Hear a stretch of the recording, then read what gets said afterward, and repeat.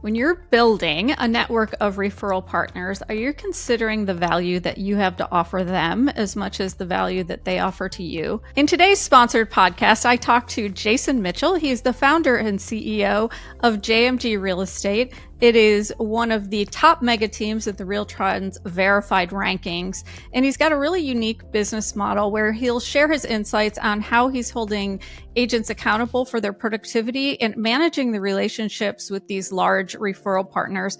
He says he basically runs a huge relo business, but on a different level. So enjoy the podcast. Jason, welcome back to the Real Trending Podcast.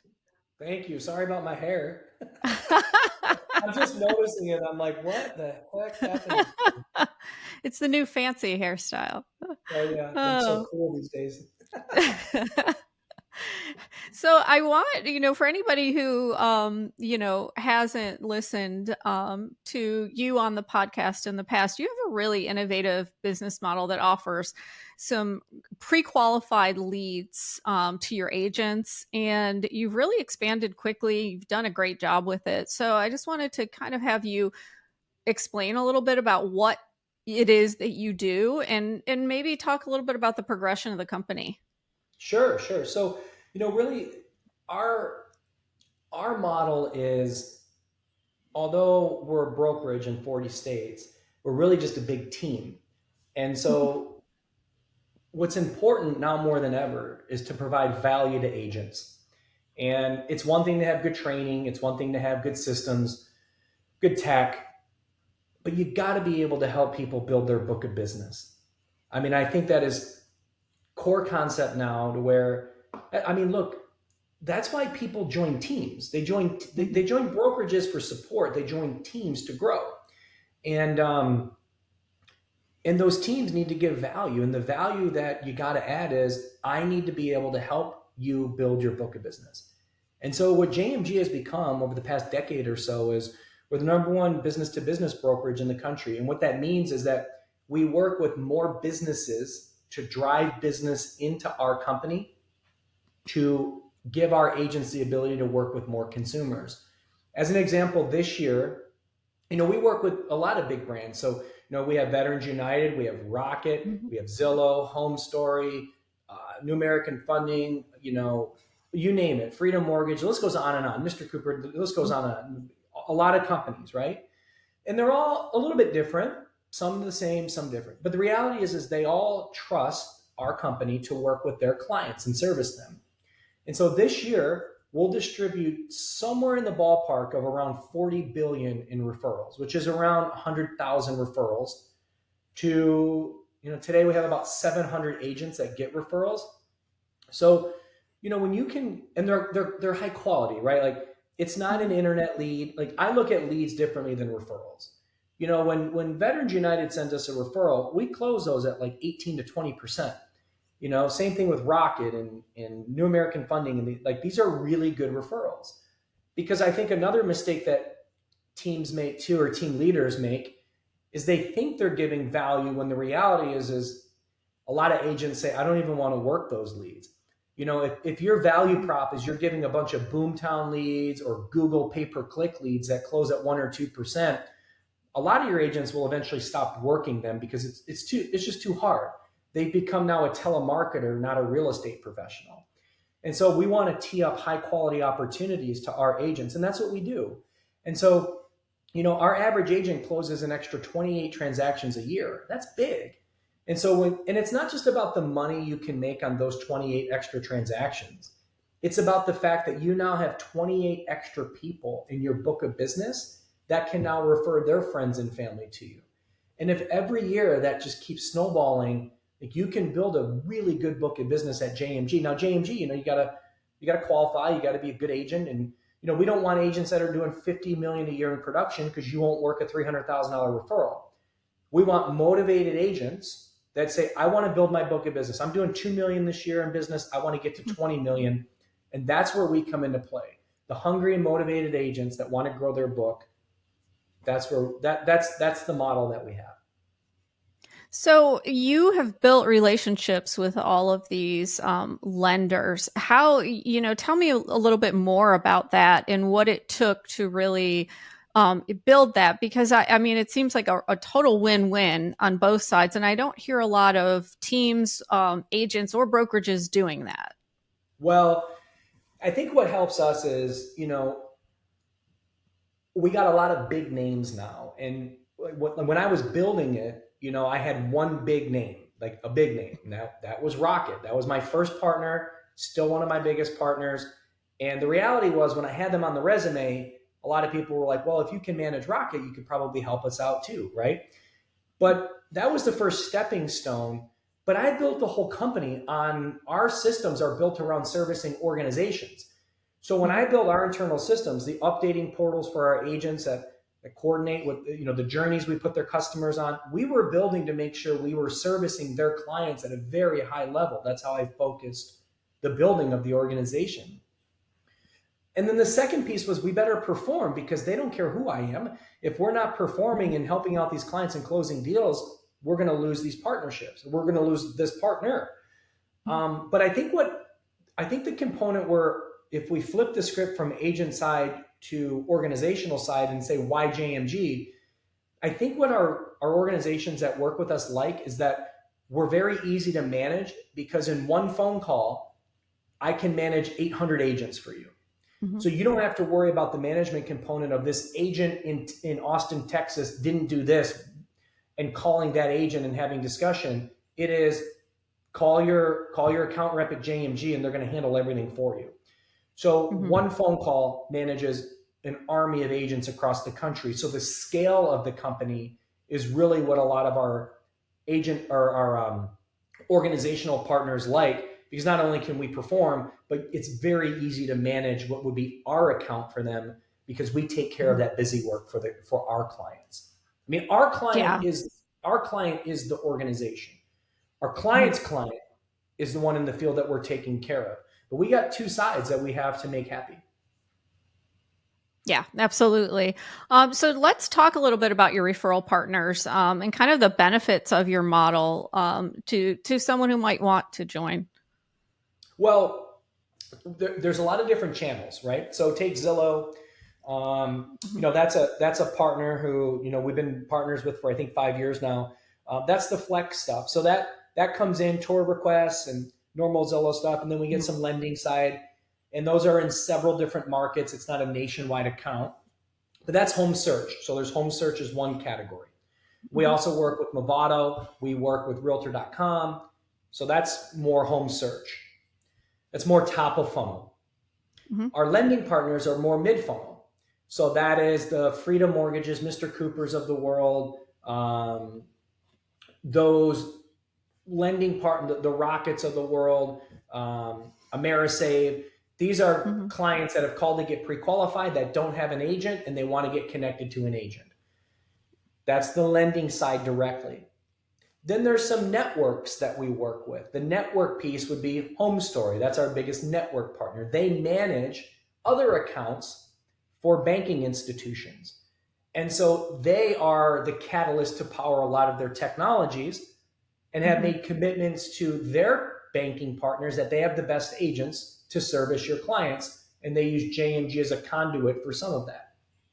So that's the network side. We also work with Homebird and a few other networks. BEX Realty is becoming a big partner of ours, who's ran by a really great guy named Michael. But these are more networks. And then another layer that we have is Relo. Relo is a big part of what we do. We have a lot of Relo clients. And so we have our Relo manager who has, 8 or 9 different Relo accounts. And why Relo likes working with us is because we can be very nimble with any consumer. See, the problem that a lot of these groups, when they connect their clients to, is there's a lot of overlay. So if you're at Coldwell Banker, or you're at Compass, or you're at these groups, you're at these brokerages that take, whether it be a franchise fee or the corporate cut, and then you're working on a team, so they get a cut. At some point, when you're paying a referral fee on these things, there's only so much money to go around. And so the thing about JMG that's very unique is we can be very nimble. So if we have a corporate partner that wants to charge a 50% referral fee because they have really good high quality referrals, no problem. But instead of us taking a 50-50 split with our agent, we'll give them 80-20 because we want to service every client. And so if our agents are only making 20-25% on a transaction because there's a 50% referral fee, and I'm taking 50% after that as corporate, as on our side, our agents aren't going to want to work it. So we try to be extremely fair to our agents to where if there's a higher referral fee, you're going to get a higher split. If there's a normal referral fee, you're going to get a normal split. So we can be very nimble with the partnerships and our agents, which I think helps a lot. You explained a little bit about your business model, and I want to talk about, some current events and things like that and how it's been impacting. As you know, in this post-settlement world, we have a lot of policy changes coming up in August. Yeah. So how has that impacted your business, and how, what are you doing moving forward? Well, we're super excited about it. Initially, I was scared and I was a little pessimistic, but as things have played out, as we've seen in the news, there's a lot of concessions being made to make sure that home ownership can still occur, whether it be through structuring commissions within the transaction, underwriting guidelines changing, the VA announcing that they're going to allow this to be paid for. So like people know that you got to make sure people can buy houses, especially now more than ever. But what I like about it is the buyer broker agreement is super exciting to us because we know that we can manage a pipeline better when we have somebody under contract and on a buyer broker agreement. At least in theory, you would. And because we're getting connected to 300-400 people a day through our partnerships, we know that we're going to get more executed buyer broker agreements and get them up front. And so that's going to lead to more stickiness and more consumers that are going to continue to work with us instead of getting bifurcated by a client that we've worked with for a month and then they go buy a new construction home and all those things. So I'm really looking forward to the future. I think it's something that should have been done a long time ago. I'm not looking forward to the non-disclosure of cooperative compensation. I think that's a flaw of what occurred. I think sellers have a right to disclose what they're willing to pay and whatnot. And I think it hurts the buyer experience by having to make that phone call to see if they're offering it. And if not, having to tell the client the situation. But with that exception, I think the buyer broker agreement is going to help us close more deals and have more clients that are loyal to us. And it also ups our game where, we're outlining all of our responsibilities and why we go above and beyond for them and why they should choose JMG as their real estate agent partner throughout their buying journey. And I think on the sell side, that's just education that, look, you got to offer cooperative compensation because it makes your home more marketable. And if you don't want to do that, then unfortunately, I'm not your agent. I just think that's open discussion that the reality is it's always been negotiable anyway, So I like what's about to come. I think it's going to be great. I think people that are scared of it just haven't really quite understood what's happening. But at the end of the day, you got to embrace change. And we've already changed a few things internally in terms of our introduction series, in terms of awareness on docu-signing a buyer broker agreement through a walkthrough video explaining everything. And so I think it's going to be good. I'm actually looking forward to it. Okay. And how has the transition been for your agents? I think what they like is that we got their back, we're helping them navigate what's about to come by utilizing technology because the way I look at it is this. If we are doing, Tracey, if you're one of our new clients and we just get introduced to you and we do a 3-way text with you and the agent we assigned to you, and let's say it's a Veterans United lead referral. When we do that first intro on a 3-way text and it says, hey, we were just connected through our partners at Veterans United, looking forward to working with you. Your agent, name of agent, is going to be reaching out to you very shortly. They're also on this text communication. In the meantime, we have a quick video that we'd love for you to see. So they click the link to the video and it's explaining the buyer broker agreement to them in a 90-second fashion where it's you're in control. This is what this represents. Once you sign this, we can show you houses and we're looking forward to having a great experience with you. And they can sign it from a click of a button on their phone. Or what else happens is it makes that discussion that the agent is going to have easier because they've already heard it. When you Hmm. hear something for the second time, it's like, yeah, I've heard this before, or yeah, that's right. When you hear it for the first time, it may catch you off guard.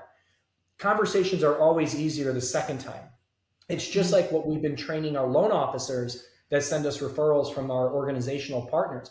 I've done multiple meetings with thousands of LOs at this point where we're explaining to the loan officers, when you send a client over, give them a heads up that the buyer broker agreement, the buyer representation agreement, is something that your agent is going to provide to you. That allows them to show you houses. So just know when they bring that up, that document allows them to show you any home that you want to see. That's it. Don't get into the weeds, but a surface discussion that this is going to be coming. So when the agent, because you got to remember, Hmm. when an agent gets that buyer broker agreement executed and they're already working with a loan officer that they were the ones that connected you with that client, they're now more protected as a loan officer because now that client is working with the right person, the right realtor that they trust, right? So by teeing up that discussion allows it to be easier for our agents to have the discussion. Hmm. So, we've been doing some good training with loan officers on how to bring that up very casually so we can get more executed buyer broker agreements.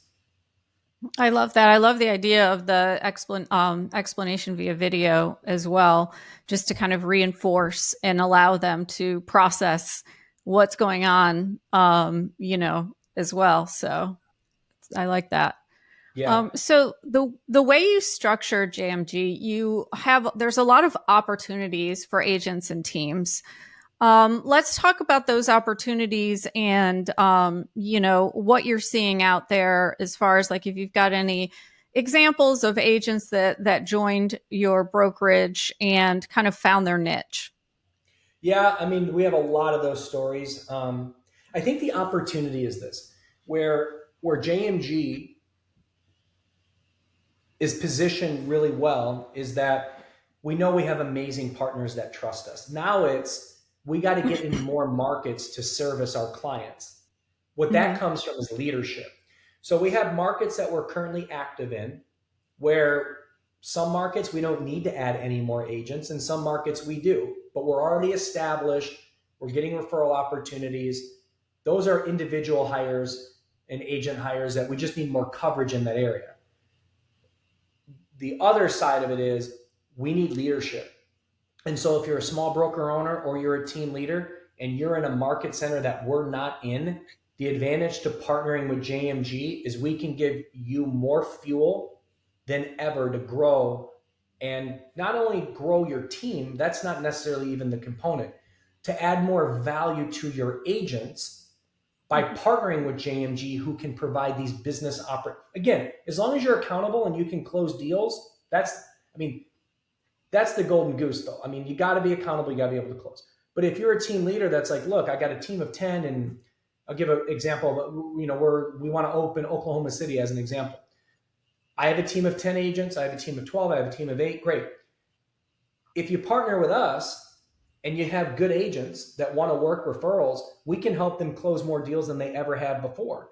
And you, as a team leader, will benefit from an override on these transactions that we'll do. And your agents will benefit because they're closing more deals than they ever have before and now getting more self gen business than they ever have before from the byproduct of the referrals that we send them. So you have the initial first closing. If I meet Hmm. Tracey from Rocket Homes and Tracey has a great experience with me, now you're going to refer your friends and family. That's all self-gen business. And so it's the spider web of what happens when you meet new clients that you can work with and service. And so these team leaders in the markets, and we have a lot of markets that we want to expand and open up, a lot. But we can't do it if we don't have the right leadership in those markets because we'll fail. So we need good team leaders or broker owners that say, look, I would love to create more value. I'd love to create more income for me and more income for my agents. We have really good programs for that, and that's how we want to expand throughout the country. Okay, that's great.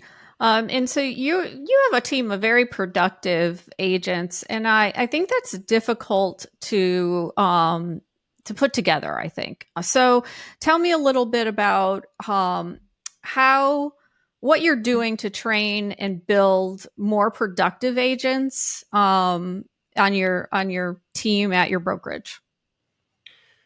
Well, there's a lot of training. In fact, the reason I was 3 minutes late is I was doing the coaching call to the company. So even myself, I still train and coach. I do it twice a month.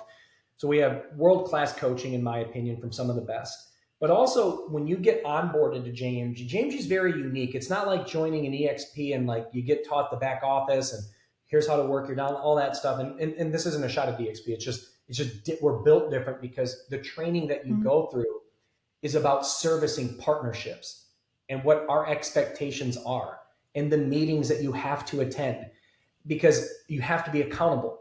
So agents have to open their mind when they join JMG that it's not a free for all. You know, when you join JMG, there is accountability to it. But if you can be accountable and close deals, we're going to give you more at bats than you've ever had before. But there is accountability. So it's a lot of training on accountability, how to use our internal systems, when the calls are taking place, a lot of continued coaching calls. We host like 15 coaching, maybe 12 to 15 coaching calls a month that are taught by our best agents, some outside contractors that we use that are some of the best in the business. We have an extensive library full of all these tips and tricks and sales approaches. And there's just always something you can dive into to sharpen your saw. But the other part of it where they win is that in our markets, we have agents that are doing 8, 9, 10 deals a month. And when you have that, if you're not doing that, you have agents that you can turn, because we keep it small. Like no market, Phoenix is the biggest market, but that's an exception. Outside of Phoenix, most of our markets are only 10 agents, 15 agents. So you have this really small group of individuals that are high producing because of the amount of referrals we send. So they're busy as hell. It's a small collective group and they work in harmony with one another because they're all working off of the same funnel. And that's JMG's funnel of all these partnerships and relationships. So they're really in it together. So they're helping each other out. They're educating and helping them close more deals, how to work these other partnerships. What if you're successful at working this partnership, but you're struggling here, what are you doing differently? Like, because we keep it small, we have agents that are constantly contributing to our other agents' successes in the market center because we're all in it together. And that togetherness is doing a great job for our partners and for their clients. So it's very unique.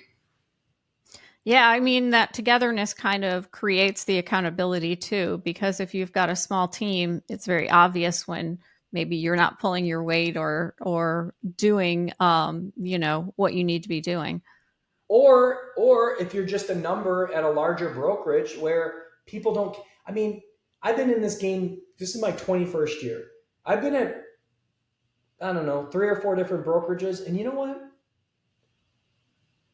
When you're a part of just being a number, you might have some nice people that work in your office, but they're not interested in your success. It's of nothing to them if you succeed or if you fail. It doesn't matter. They have their own stuff they're working on, right? Like where we understand is that if a market center has a really good closing ratio collectively, we're going to get more opportunities from the partners. When we have agents that aren't closing deals, they're risking the whole market center to being shut off from partnerships because they're not doing their part. And so our agents understand that the better their grouping is collectively, the more opportunities they're all going to get. So again, that's a very unique thing that I think is, look, I think JMG is the pioneer of broker model when it comes to B2B. I really do.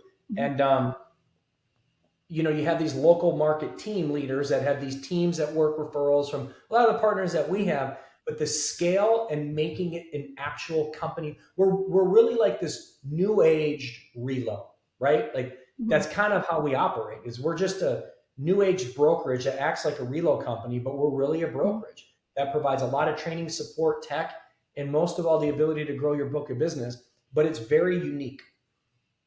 Yeah, absolutely. So I want to switch gears just a little bit with the last couple questions. And I want to know, what are you passionate about today as it relates to the real estate industry? Oh, geez, Tracey. Let's see. I want agents to win and be successful. I mean, I want agents to understand that this market's tough, but it's not even close to impossible. It's a matter of how hard you work. as I mentioned before we popped on this call, I'm in Hawaii right now. Okay. And it's early, cause we're 6 hours different from East Coast, 3 hours different from Pacific. Right. So since I got here, what I've had to do is I got to get up at 4:30 in the morning to start my day of work. Mm-hmm. When I'm in Phoenix, I don't get up at 4:30 in the morning. I get up at 6:30 in the morning. But it's because I got to work. Mm-hmm. And when we take the stance of just work and good things will happen, good things will happen.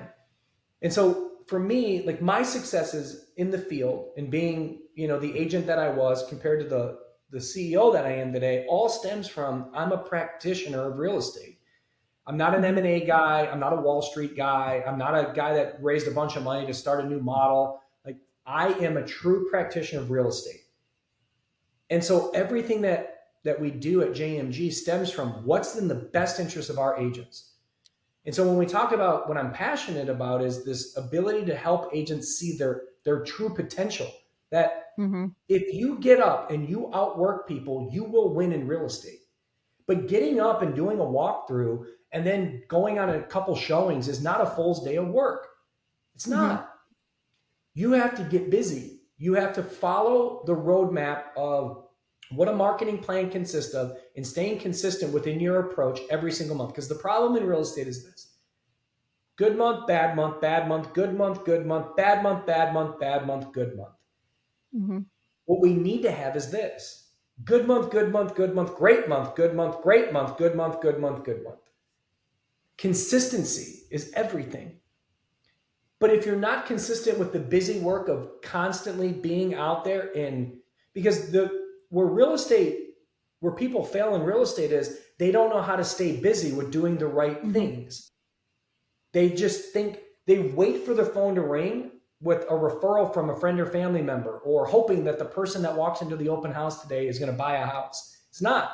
It's consistency within your efforts. The marketing component. What's the marketing component? Open houses, mailers, events, picking up the phone and calling your prospects once a week and your past clients once a month. Staying consistent within your approach is what's going to lead to more listing opportunities and more buy-side opportunities. But people don't do this work over here. They're a reactive approach instead of a proactive approach to doing business. The busier you are on this side of things, the busier you are on this side of things. But in order to make money, you got to be over here, which means that you got to work hard over here. Yeah, and what happens is you do those things and then you start making money and you stop doing these things and you only focus on then all of a sudden you realize you've got nothing in your funnel. And if you run out of gas, the car will still move, but eventually it stops. You got to constantly be filling the tank, and filling the tank is the work that people don't want to do because it's hard. It's busy. It's waking up and having to create newsletters and then doing mailers and then making sure this is happening and that's happening and creating relationships, like going in your local community and finding attorneys to work with, CPAs to work with, people that need support because they have clients too. That's all JMG started from. JMG started with, how can I work, instead of me trying to find individual consumers to work with, how can I get in front of what you would call decision makers that control a lot of clients and a lot of consumers and be a benefactor of that large funnel that you can get, instead of like the onesie and twosie consumers. Let's focus on organizations that have the power to provide consumers and do a great job for them. And the rest just becomes leverage. So when you can create leverage on having these referral opportunities, now you got to create systems around that. But now all of a sudden, see, what I started to realize in 2010 when I started working the referrals was, wait a minute. If I can take this referral and give it to an agent, as long as they do a great job, they make money and I make money, but they did all the work. But they're happy to do the work because they're making money. They got a new client who hopefully refers into a friend or family member. They're to the moon. Okay, so now I just got to go get more of that. Because it started with just getting a couple referrals a month. I mean, in 2010, I was getting like 2 referrals a month. Then it went more and more and more. And then I just thought, man, if we can just do a great job at servicing businesses and being a good partner, because being a good partner, Tracey, isn't just having your hand out for referrals. I mean, so many of these partners, I'm on agent advisory boards. I think I'm on 5 of those. I'm on regular boards. I think I'm on 4 of those. And it's very time consuming, but that's my job. My job is to make sure that I have strong relationships with, I'll give you an example. I'm in Hawaii. One of my very good friends that I've known since the beginning, basically, his name's Ryan. He runs one of the networks I'm a part of. We spent the day together yesterday. He's my friend now. Like, you build these relationships with these people and they truly become family because you've been working together for so long, right? And that's my job. My job is to make sure that my partners know it's not about us just getting a referral. What can I do for you? What can I do for you first? We're working on a deal right now with a big iBuyer and in several different avenues. And the first thing I said to him is I said, let me make some intros to you because I think I can help you. And as my Rolodex has gotten bigger with knowing so many people in our industry, my ability to connect the dots has grown as well. I know a lot of people now, and I know a lot of powerful people now. A lot of people that are a hell of a lot more powerful than me, but they trust me and they know I wouldn't waste their time. So when I make an intro to somebody, they know it's worth their time to have this discussion. So my job has become to find a greater win than just having my hand out to give my agents referrals. How can I actually help your business? And so I spend a lot of time with partnerships and how we can grow together, but also how I can help them grow too. Yeah, that's so important. It's all about value, right? I mean, providing value and receiving value. Um, so my last question is just where do you see the most opportunity in the real estate industry today? Not necessarily the market, but the industry as a broker. Where is the most opportunity? Well, I think this kind of consolidation of agents is a good thing that we're going through right now. I really do. Um, it shouldn't be so easy. And, with the exception of 2021, 22, like we're people are still wrapped up in those 3 years. Like even from 2000, 2008 and 9 sucked. 2010 sucked. 11 wasn't great.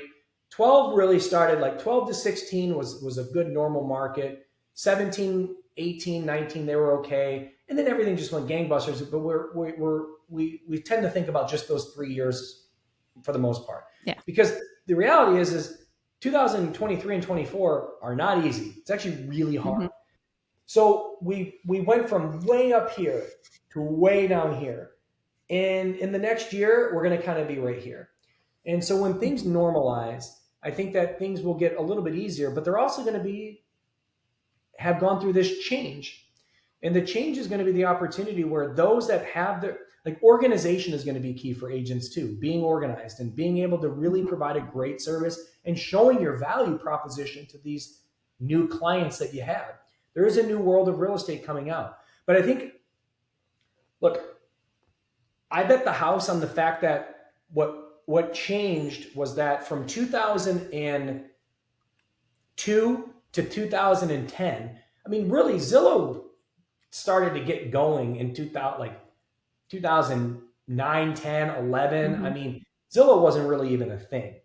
But now everyone goes to home search first. Consumers weren't doing it. It used to be for a decade, they came to me to find houses. Our job is to facilitate now.